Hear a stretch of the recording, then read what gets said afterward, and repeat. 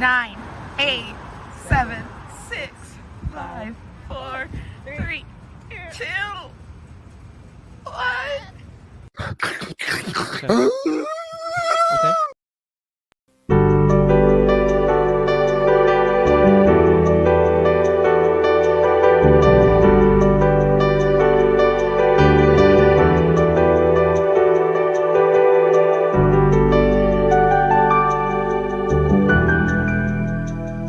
Have size, excel, put my hands against, put my best against, put my 10 a 10, or put my spend a spend. Have size, excel. Of the fully cash show, voila. Betting and it's tandy pesh.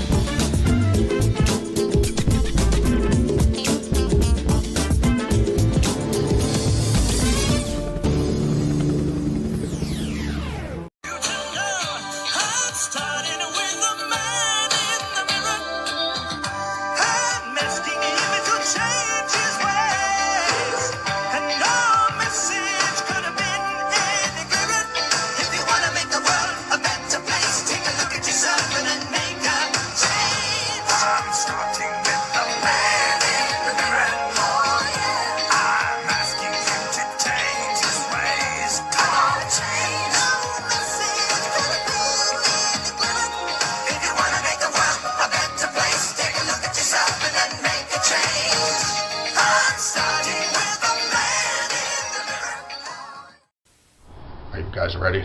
Go. Chicken, eagle, snake. Chicken, eagle, snake. Chicken, eagle, snake. Chicken, eagle, snake. Mother, there is no other like mother, so treat her right. Mother, I always love her, my mother, so treat her right, treat her right.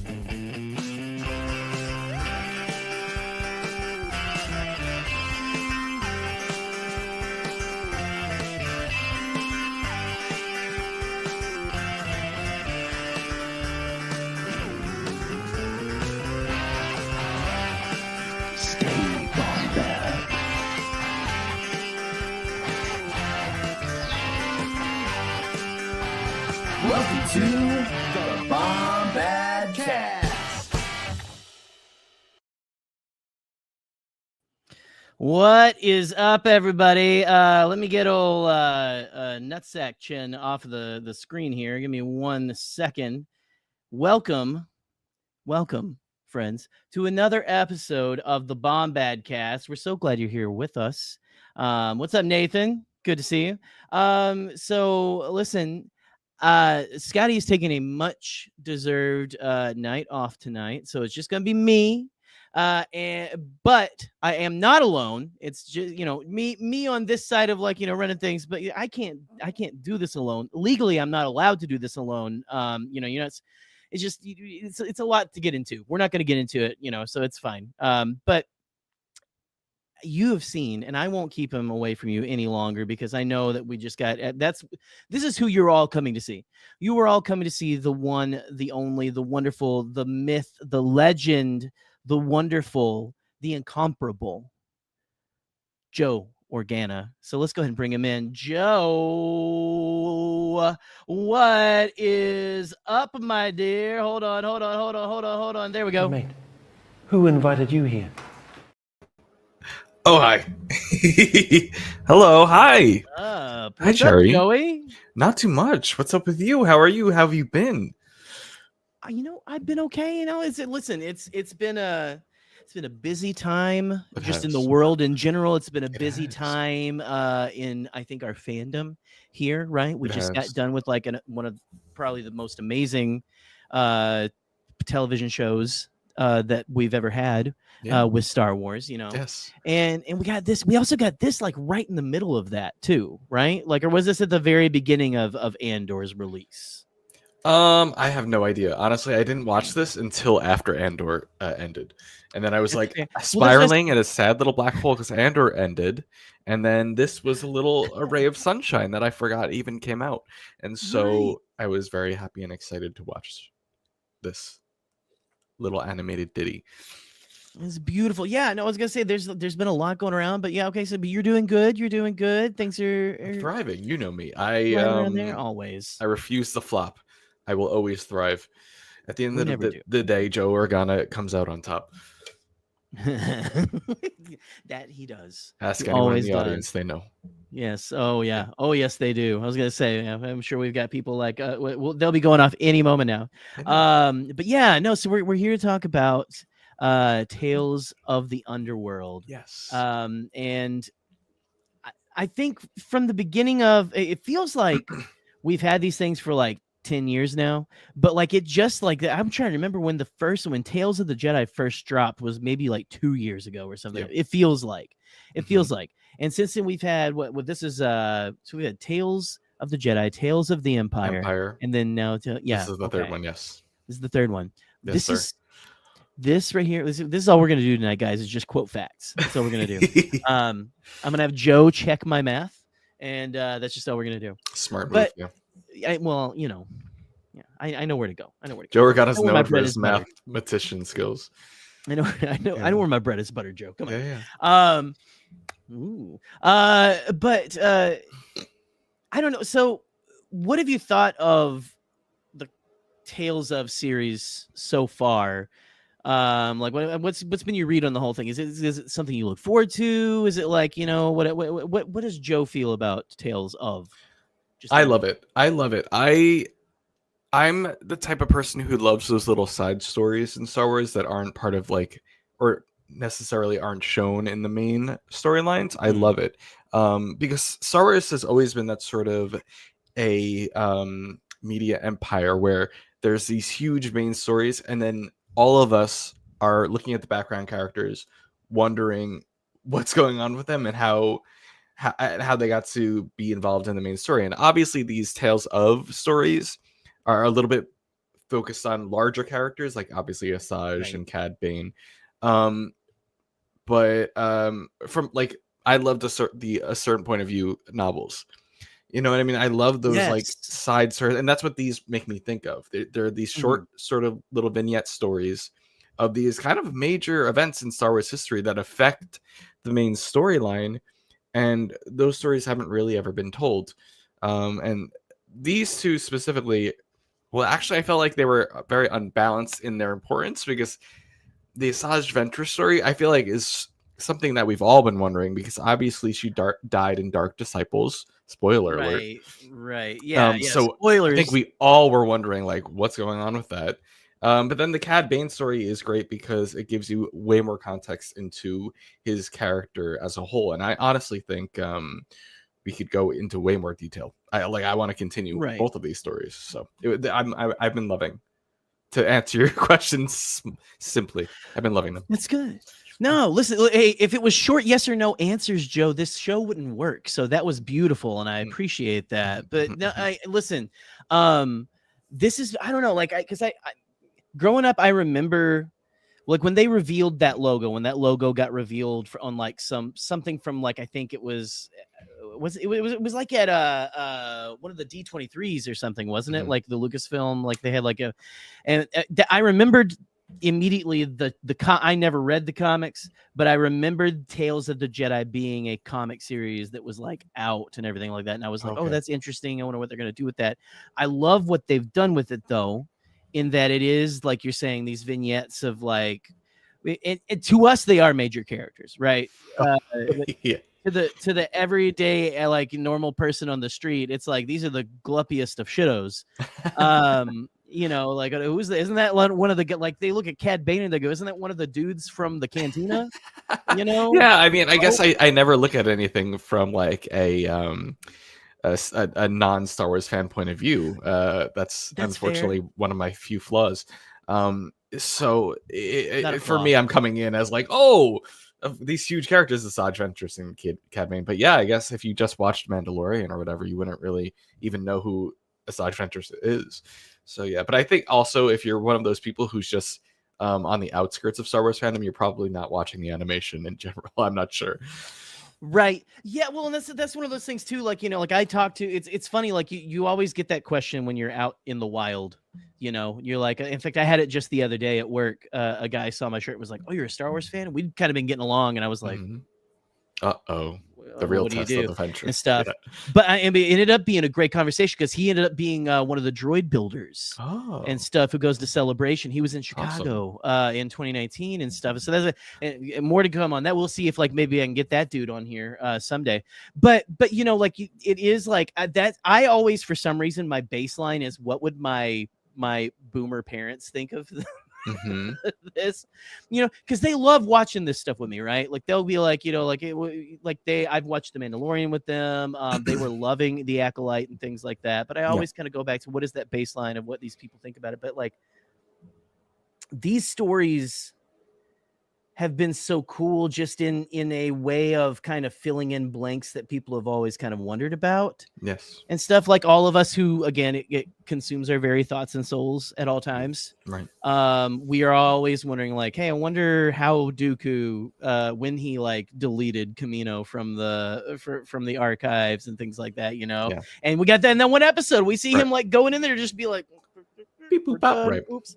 Yeah, and like to me, I was like, "Oh, this is insane." You know, like to my mom, she's like, "Oh, okay, what is this?" He's talking to Yoda, you know. Okay. Oh, there's Yoda. Oh, isn't that Yoda's girlfriend? Who is that? Oh my God, I forgot about that whole thing. You're bringing back the memories of. I know. See, we're just gonna end up talking about that. Was crazy. I can't believe that even happened. I never got to talk about that with anyone. We never have. I think we talked a little bit about it on here, but we can listen. We can. I didn't. Listen. We're all vibes here at Bombat Cast, so we can talk. We're talking Tales of. We are talking about Tales of the Underworld, but like you can't talk about that without talking about just this beautiful series. And I don't know, like the Dooku arc is everyone's. You know, and I don't want to be boring. That's everyone's favorite. It's my favorite. The Dooku arc has been my favorite so far. I liked these two very, very much as well. I like every one of them has had something interesting to add. I feel like, yeah, absolutely, to the story. This is the first one. What was it like? So let's see. It was Tales was like Ahsoka, and then Dooku, which is like Dooku's like a big. He's in the movie and movies and everything. We've had Barriss and Morgan Elsbeth, you know, who were big in the shows and stuff like that. And this is like two Clone Wars alums that we have in this season. Now, which arc? Well, let me just ask you too. Overall, the Tales of, what's your favorite arc that we've gotten so far out of all three seasons so far? Probably the Dooku arc. I think it felt very monumental when you were watching it. It really is. Yeah. It felt very monumental. It felt very important. Like it was one of those arcs that I felt like, I mean, obviously probably impossible to do, but would have been a great live action thing. You know what I mean? Like it, right. It was one of those things that felt so, like such an important story to tell, and something that would have been interesting to even a casual Star Wars fan. I think if you enjoyed the prequels, then you would have like really benefited from this story. Yeah. No, I agree. Well, I mean, you can't beat young Qui-Gon Jinn. Qui-Gon Jinn No. is like one of our we love Qui-Gon Jinn here. We do love And Qui-Gon, stuff. And yeah. so we all love our enigmatic I love king, him. He Qui-Gon. oh gosh, I He wish was we the got more of him too. we used to one of our things in the early days of Bombad Cast was we called him the most Jedi to ever Jedi. Yeah. Which is a dumb phrase now on this side of things, and that we've been at this for 5 years and stuff. It's it's real clunky, but like it is true. Like he feels like the most Jedi of the Yeah, Jedi. he is like Jedi he was base on to kid. what they needed to be. Right. Yeah, right. he was he was following all the rules. He was living the life, and he was really focused on that midi-chlorian count, dude.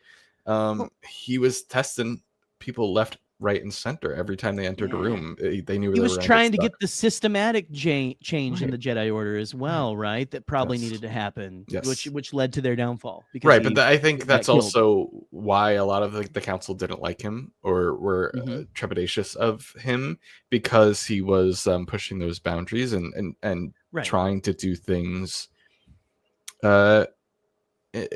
I mean, that's why he had a kind of a strained relationship with Obi-Wan a lot of the times, right? Exactly. Obi-Wan was kind of a little bit more by the book and like trying to follow rules to a T, whereas Qui-Gon was trying to live as a Jedi as opposed to following the set of rules that a Jedi is supposed to follow. Does that make sense?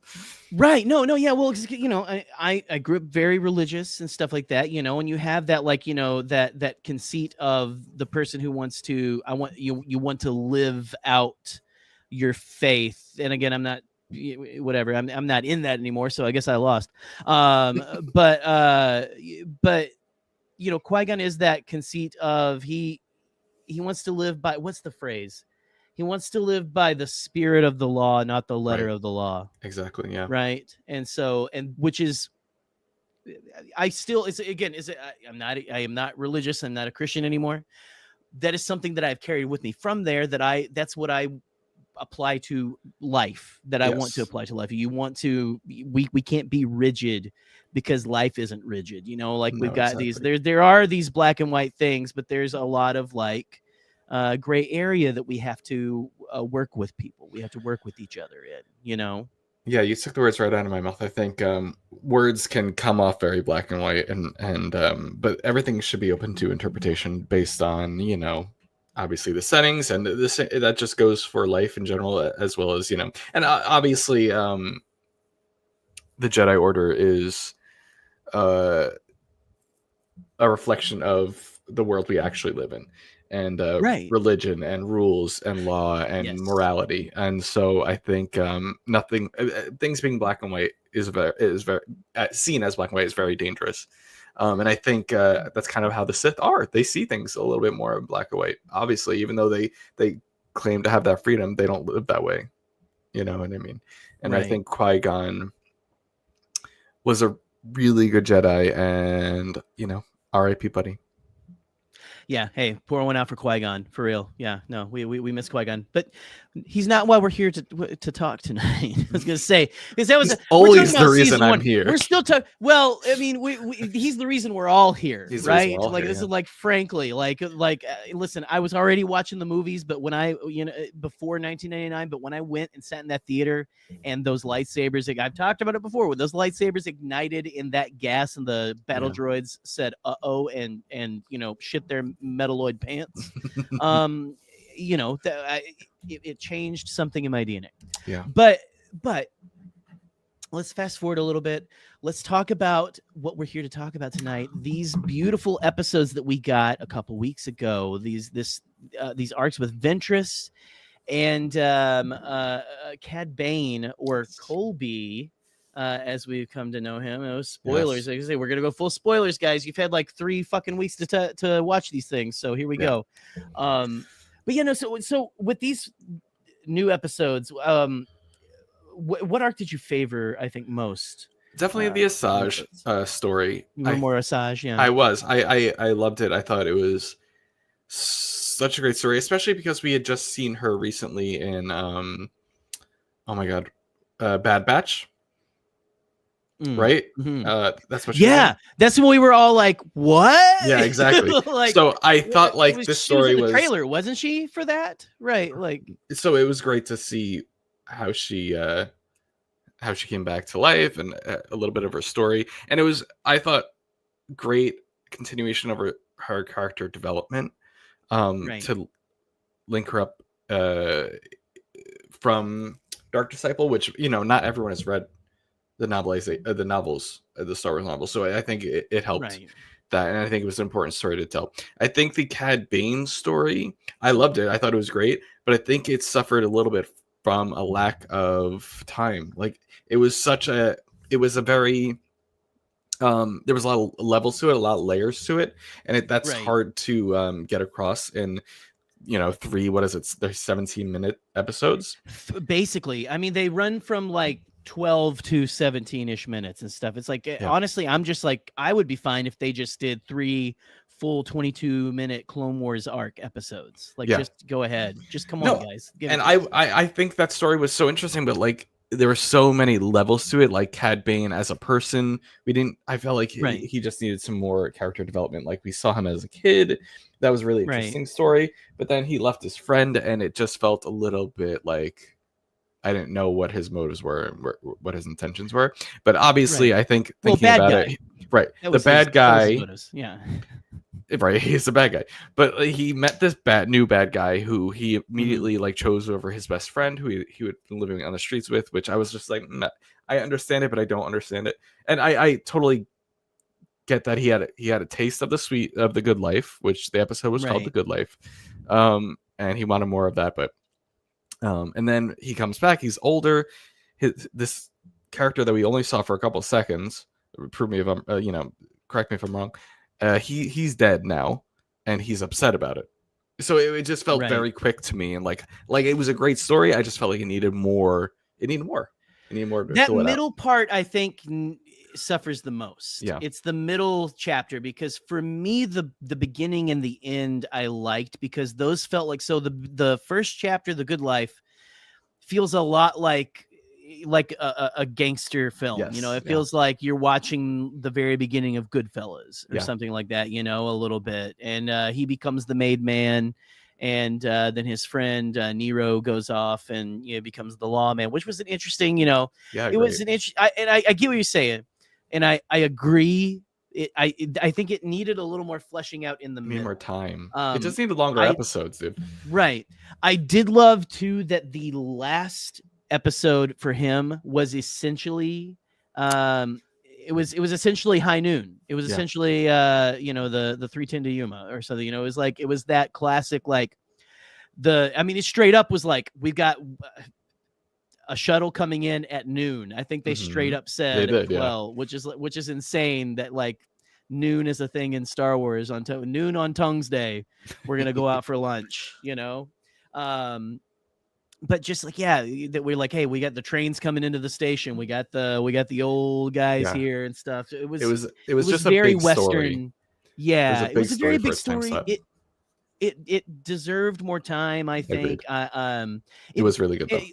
I will say I have a soft spot in my heart for Westerns. My grandfather was very much into Westerns, because that was like, what he was, the stuff he would like. I would sit there and watch Bonanza with him when I was at his house and stuff like that. I got a soft spot in my heart for that genre in a way, in some ways. Those old 1950s ones get a little problematic in some ways, of course, as well. But like just that like whole like like. I'm trying to remember the exact. It is like High Noon. High Noon is the name of the story, right? The short story. There is a short story. I'm trying to remember. We read in the literature class, and it's been made into movies, and it's a bunch of Westerns have been It's been adapted into a bunch of like different things. But just like that, the idea of the shootout that's going to happen, like the intense dread. I liked the dread of that episode. Yeah, of him showing up. I thought that was really. Worked for me. Right. Just having him like, he has like that deputy guy who's there with him watching his kid like fucking like leaves. And stuff like that. Like the people are that scared of Cad Bane and stuff, and I mean, and we all, I think I have to say too, ACAB does include Nero. I know we got to say it. But I don't know. It was an interesting, I thought it was a very interesting, kind of like bent to that. It was. I think it also made me, I didn't feel bad for Cad Bane at all. Not really. No. The only thing, like, he kind of set himself up. He's irredeemable. Like, he's made his life worse at every turn. That's what we kind of learned. Like, he had any good thing he had in his life, he kind of messed up on his own for no good reason.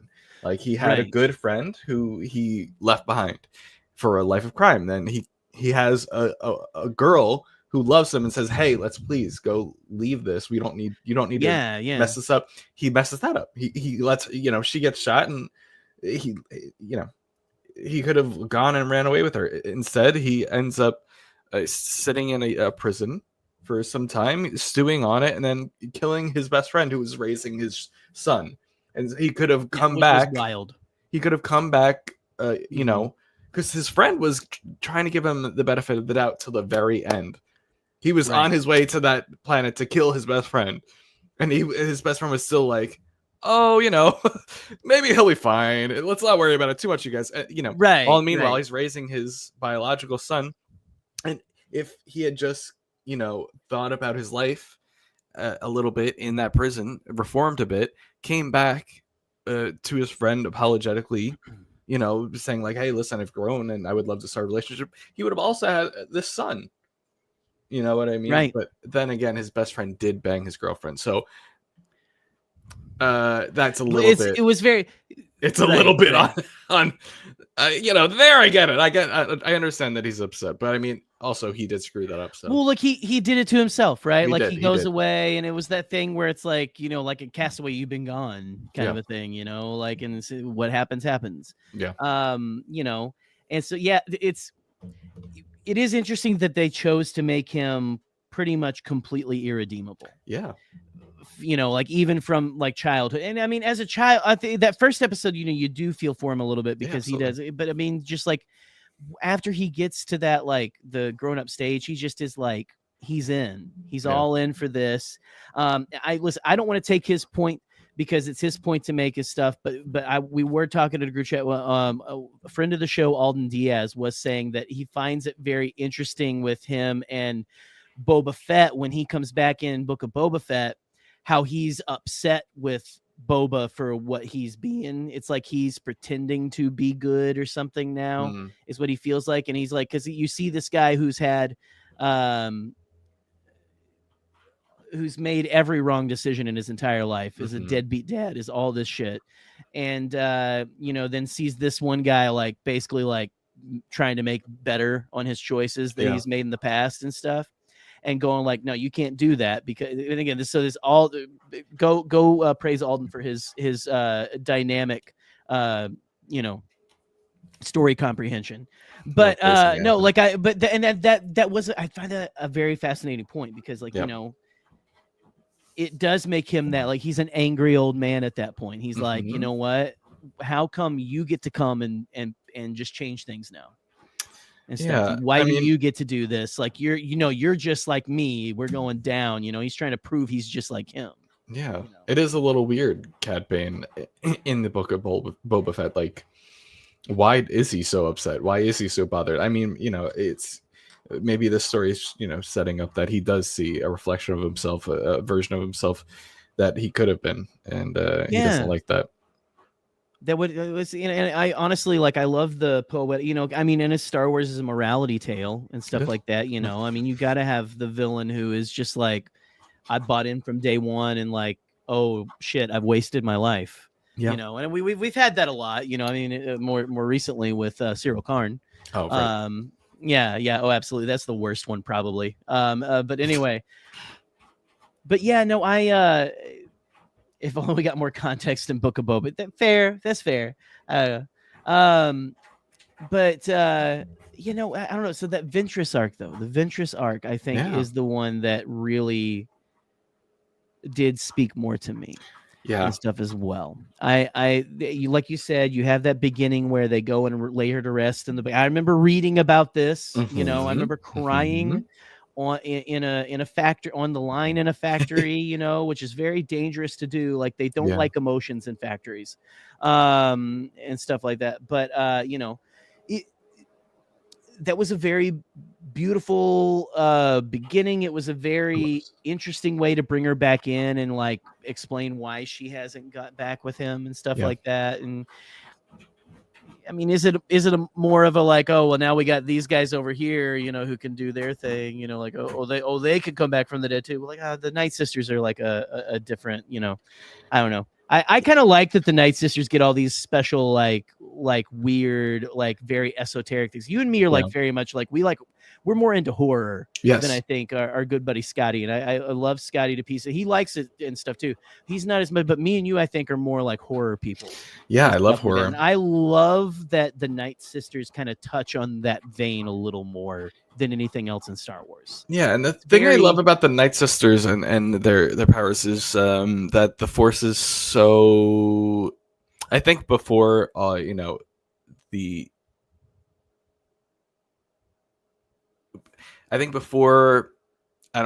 before Disney took Star Wars, I think with just the media we were given outside of the books and the comics, the Force, as most people knew it from the 6 original movies, or the 6 movies and the 3 original movies and 3 prequels, the Force was kind of black and white a little bit. But I love that the universe has gotten so much bigger, and there's different people and experiencing the Force in other ways. There's people that are out there that don't know anything about the Sith or the Jedi, but they still come in contact with the Force, and they like the Night Sisters, they interpreted it in their own way, and it means something completely different to them, and they've found different ways to use that. And I think that's really interesting. Like, what would 2 people or like a group of people do with this power if they didn't have the moral guidance of the Jedi, or the dark side focus of the Sith? They just did it in their own way, whatever. So I think that's a really cool story to follow, and I love the zombie of it all, like the zombies in Ahsoka and the zombies. So I didn't mean to sound like Trump. Just that we love the zombies. We love the zombies. We do. Yeah, folks, we love a zombie. Big, beautiful zombies. Let's have an outbreak right now. Ooh, yes. Yeah, please no. I was gonna say. Yeah, no. Well, we've already got a zombie running the fucking health. Or all of the health in America. Anyway, sorry everybody. Sorry, we got a little political there. It's fine. It is what it is. But no, like I love that the Night Sisters have been. I love every time they've been fleshed out, they've only gotten more interesting. Agreed, right? Yeah. Like I love what they did with personally. I love what they did with them in Ahsoka. I love that they come from another galaxy, in a way. I don't know. It's just like Anyway, I love all of the bad stuff, because we this gets thrown around a lot. Lovecraftian and stuff. I love Lovecraftian things. I don't love Lovecraft himself because he was a piece of shit. But some of his concepts were interesting. I find cosmic horror very I lean more towards cosmic horror, and I love that they really, really, really lean into that with the Night Sisters. It's just anyway. Okay, we got different views of the Force have been such a fun thing to see in recent media. We saw it directly with Tales of the Empire, Morgan's Night Sister clan and the Mountain clan. Well, I mean, like in like we were talking about, the witches on Bryndock, right? Just like, I love this. And again, like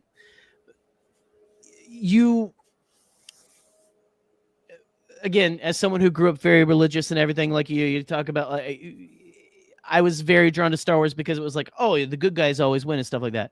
But I love that modern Star Wars has been a little more like, there's more than one way to tap into the Force. It kind of makes it a little more you know, it democratizes it a little Mhm. bit, you know, and it makes it a little more, yeah. And it makes it a Gets little bit more acolyte like rooms. real life, because real life isn't black and white, and you know Exactly. and the universe or the galaxy is a massive place, so there's no way that everyone's going to be seeing this huge, this abstract thing like the Force in the same way. And I think that's what Acolyte was doing great, which was introducing us to a little bit more of that. And I love seeing that with with Dathomir and Right. the Night Sisters. I hope we get to see more of it. I do too. We really please, for the love of God, just make it. Who gives a fuck what Disney said? Just make it. Just make it. We don't care. We don't care if the shareholders or if it guys, it didn't get the views. I don't know what there's particular people out there that keep pushing that like, well, it didn't get the views that aren't, and I'm just always like, why are you being so weird about the views of this show anyway? Yeah, I don't know. And I think it Anyway, did pretty well. getting mad. I don't remember it. I'm It's pretty gotten sure a lot of numbers recently. Yeah. It's been in the news a couple of times, getting more and more numbers. I'm Anyway, go watch interested The to Acolyte, see- y'all. I'm interested to see Star Wars TV moving forward, especially with the success of Andor and how that's going to affect it. Right. Because Right. Andor has been so huge, and it did so well. I'm interested to see how it moves forward, and how that will affect Disney and their thoughts, We'll see. etc. I know we're about to get back into movies and stuff as well, but Yes. back into Ventress and all this kind of stuff. No, listen, it's fine. My ADHD is off the chain tonight. But Joe, yeah, I don't know about you. For one thing, I love seeing stormtroopers and the Empire and the Clone Wars style of animation. And I will just say, I'm fine if every animated series they go with for the rest of, for a while is just done in that animation style. I'm fine with that. I mean, I love Resistance. I think that was a cool art design. I love Rebels design and everything like that. Yeah. This is I'm fine if this is what they want to keep doing. Yeah, no, I agree. I hated the Resistance art style. I thought it was so ugly. Oh, really? I thought it was hard to look the at. cell shaded. I thought it was hard and ugly. There are sorry, moments, not to be negative. No, there are moments of the show that I felt were very beautiful in like a painting sort of way, like art style sort of way. Still frames, very cool. I just didn't like it. It reminded me of, not to be weird, but it reminded me of Skyward Sword, Legend of Zelda Skyward Sword. It was very similar art style. And I think I hated that game so much. The game made me so angry. It's just like bleeding into Resistance. That they look so similar that I was just like, I can't watch this. I'm getting flashbacks to playing Skyward Sword and being so mad. Oh yeah, that's fair. No, but listen, I love seeing all the the stormtroopers in that in this art style, very cool. Very cool. To see this relationship with Ventress and I believe Lyco is the name of her new little Padawan friend. It was kind of a beautiful relationship. Like I love that first episode where she first finds him, right? Yeah. And everything, and she's trying to hide. I love the moment where she's done, mind tricking these stormtroopers. They're going away, but as soon as they mention a reward, their little the lady that she was working with is immediately oh, he's back there. I don't know the way that they, I don't know, man, the way that they reveal themselves and stuff. There's something about Jedi in that time. And I don't give a shit if you are there's too many Jedi that survived the purge, because I just love this Jedi showing themselves to be Jedi in this time, and even Ventress not being a Jedi, but kind of spiritually being more on the light side at this stage in her life. I love that reveal. But yeah, and I love that she was the worst, absolutely. But I love that she's like, there's just pandemonium around her, and then it cuts back, and it's just her in a room full of dead stormtroopers alone. Oh, that was I so love great. that assassin droid too. Yes, The creepy crab. I love a creepy crab walk. The creepy crab walk when they're trying to steal that the giant testicle. I love that. That was creepy. Oh yes. Oh, the High Singer, right? Is the name of the okay. And you bring that up. I loved that we got. I think La Cerati and High Singer are the characters' names. I love that we brought them back because I could.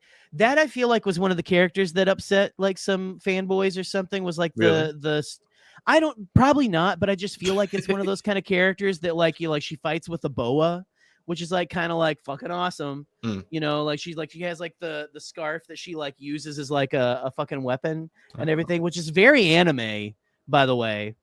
But I love that they're like the most anime bounty hunters, I feel like, of anything.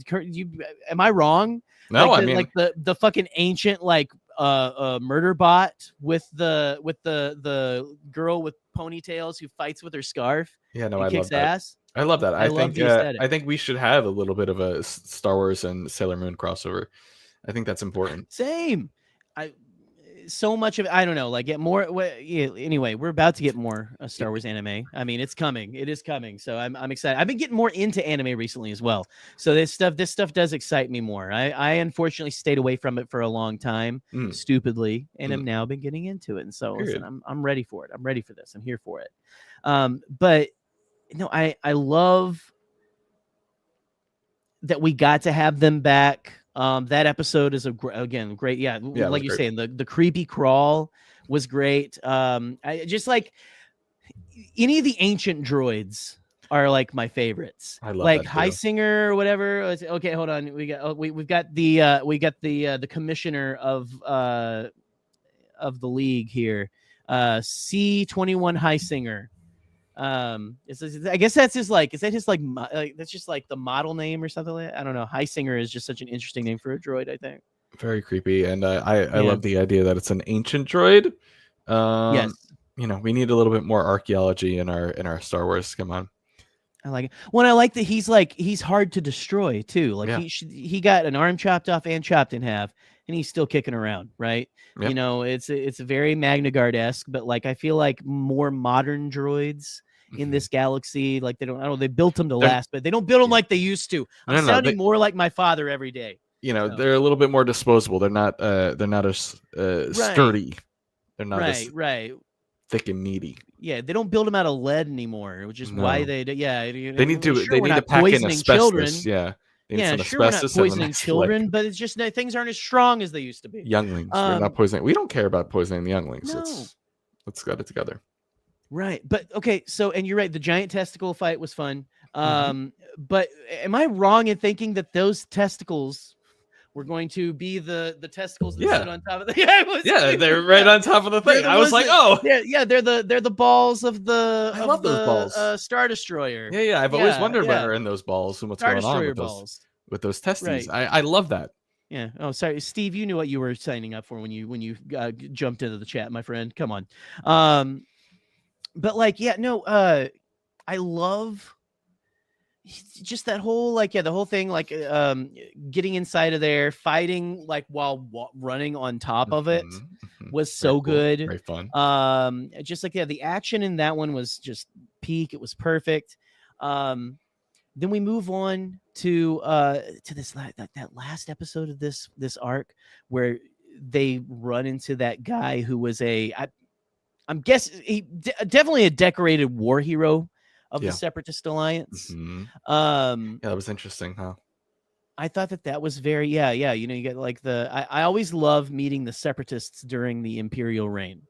I find that so damn interesting. I do too, yeah.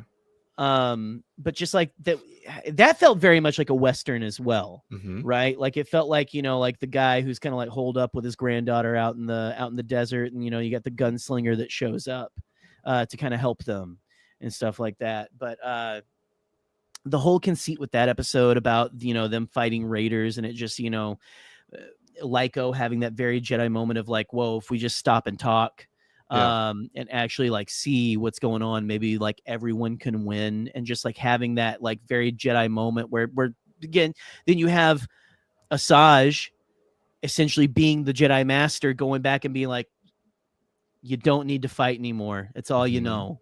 What an arc for her, by the way. Isn't it insane how awesome that character has become? That character is so damn interesting. She's very. I wanted to live forever.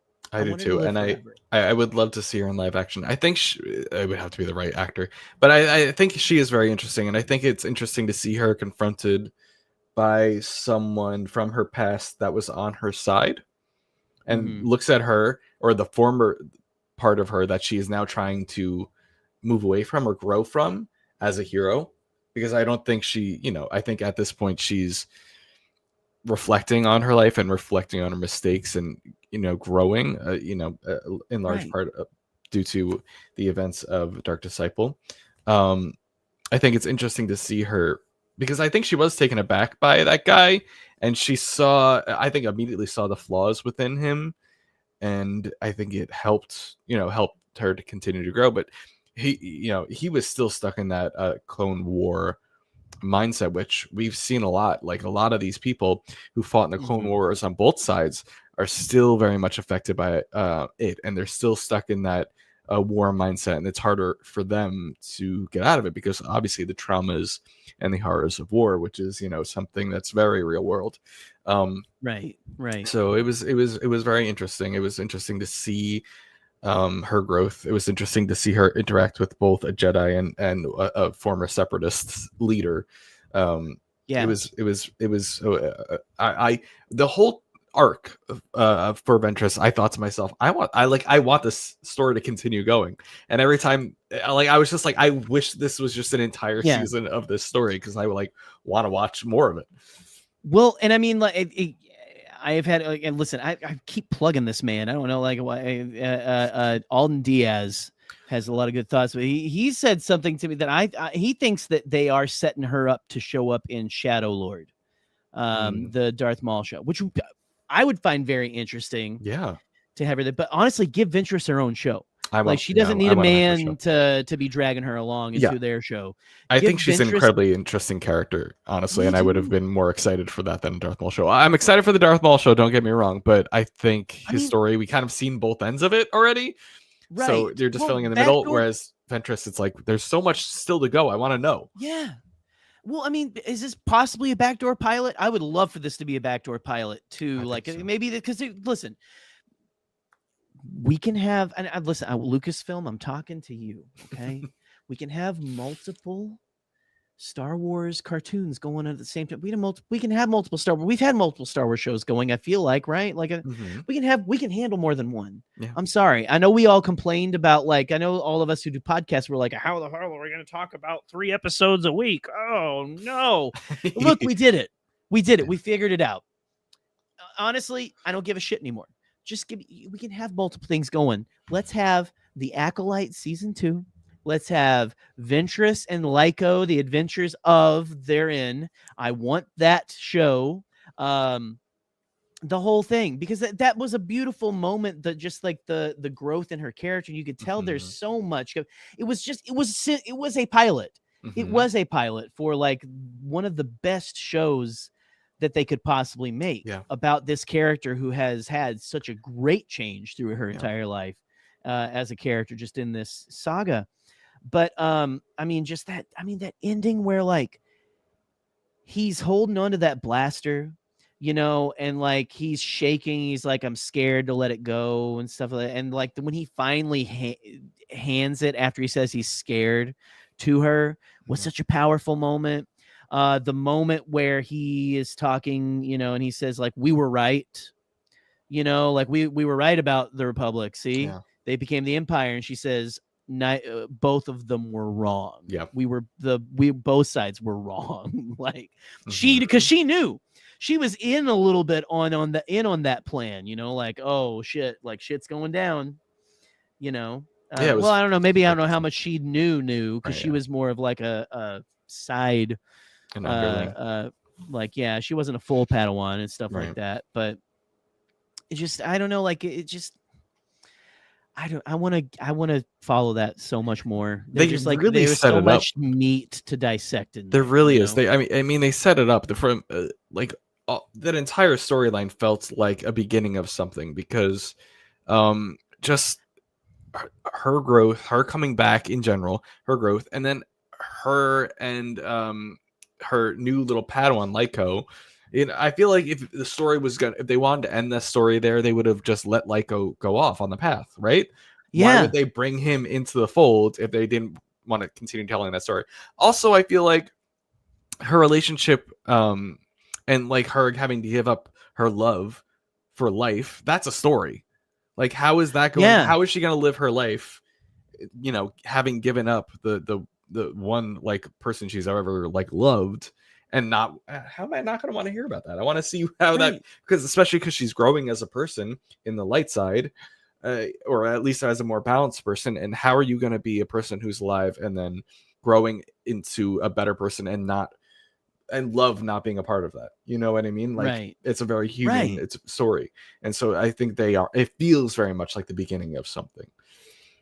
Deep in life after love. Yeah. I mean, honestly, this is like Cher in a nutshell. I mean, honestly, yeah. like, let's get like, that should be the theme song. If I think Cher wrote this. The show. I think she ghost wrote this whole arc for give it a full anime opening with "Do You Believe in Life After Love" playing. Like, honestly, I'm there for it. Japanese. I am joking, but at the same time, like, I to be serious, like, I want that. I would love it. I would watch it.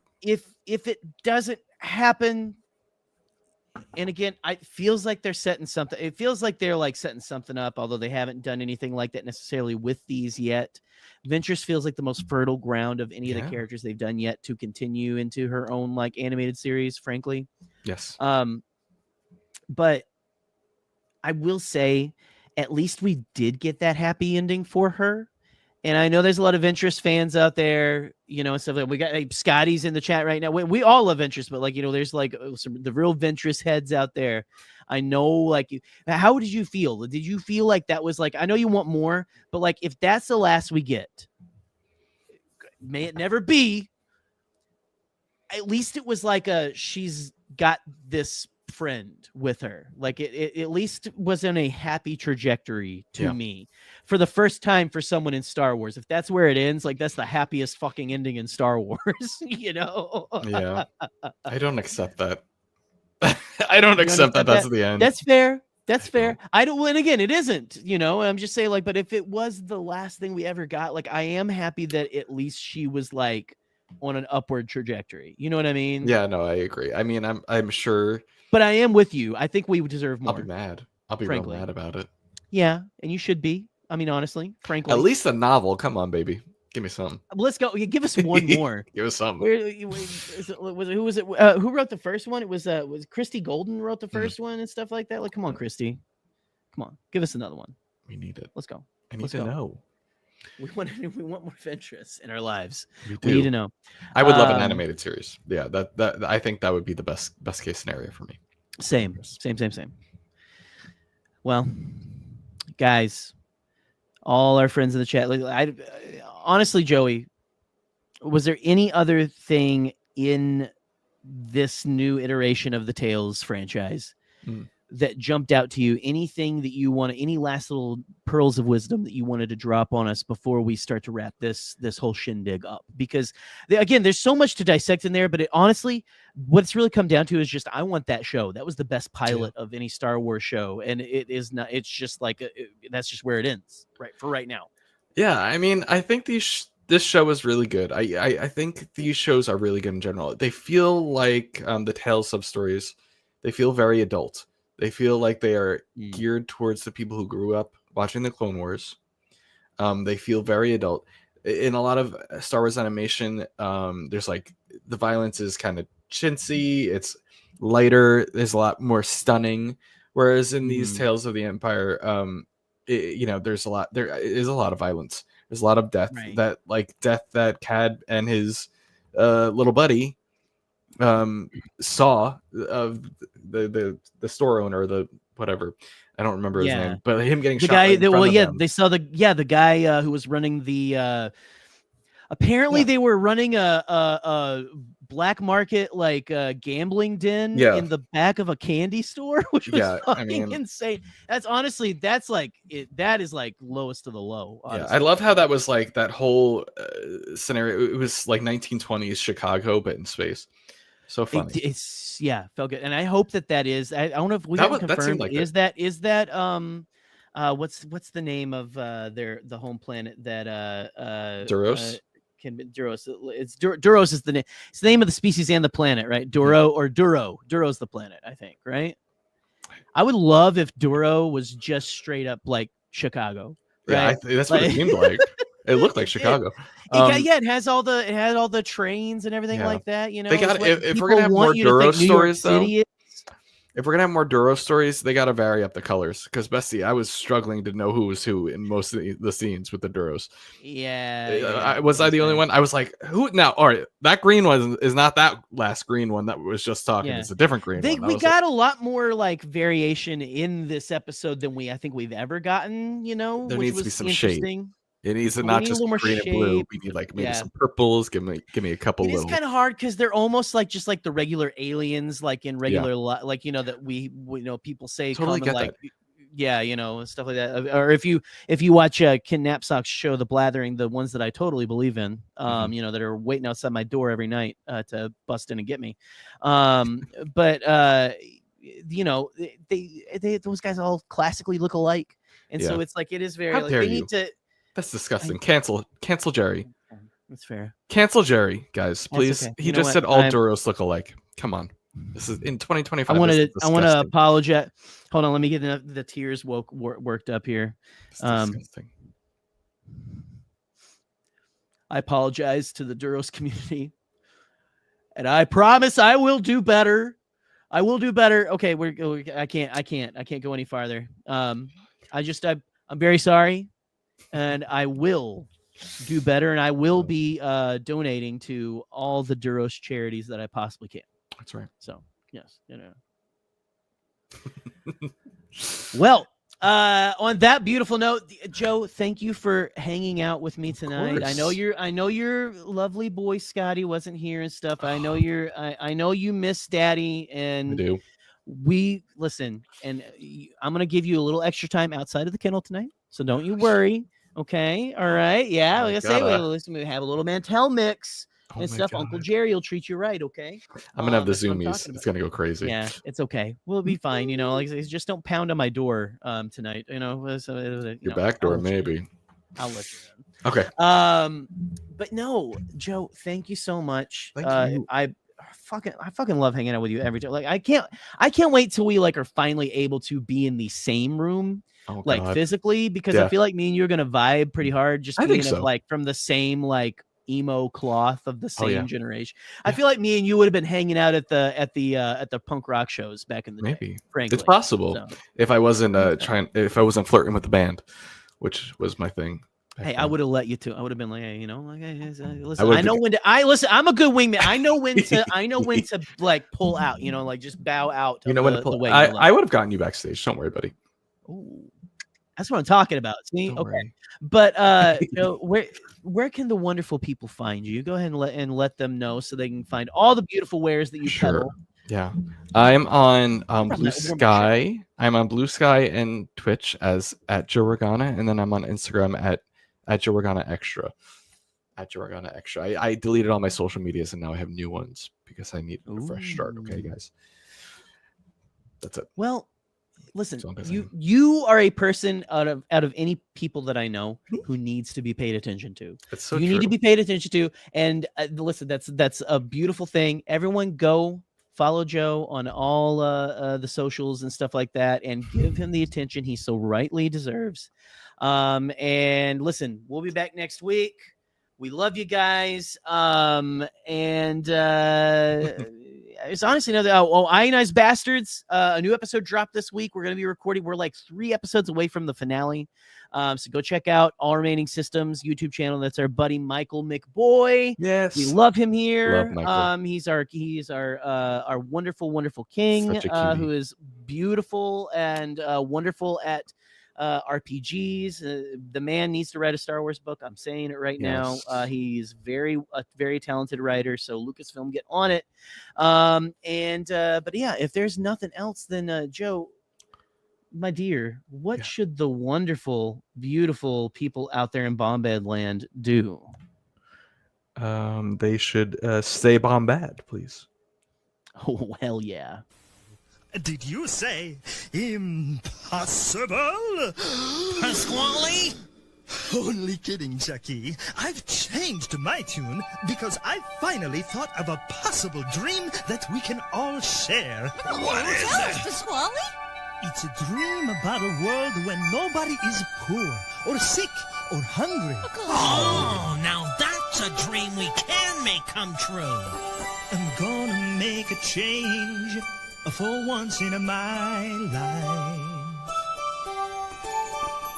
It's gonna feel real good, gonna make a difference, gonna make it right. As I point up the collar on my favorite winter coat, this wind is blowing my mind.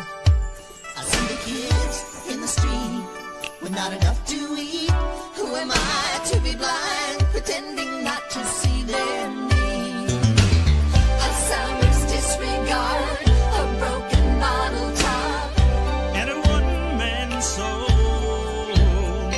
They follow each other on the wind, you know, 'cause they got nowhere to go.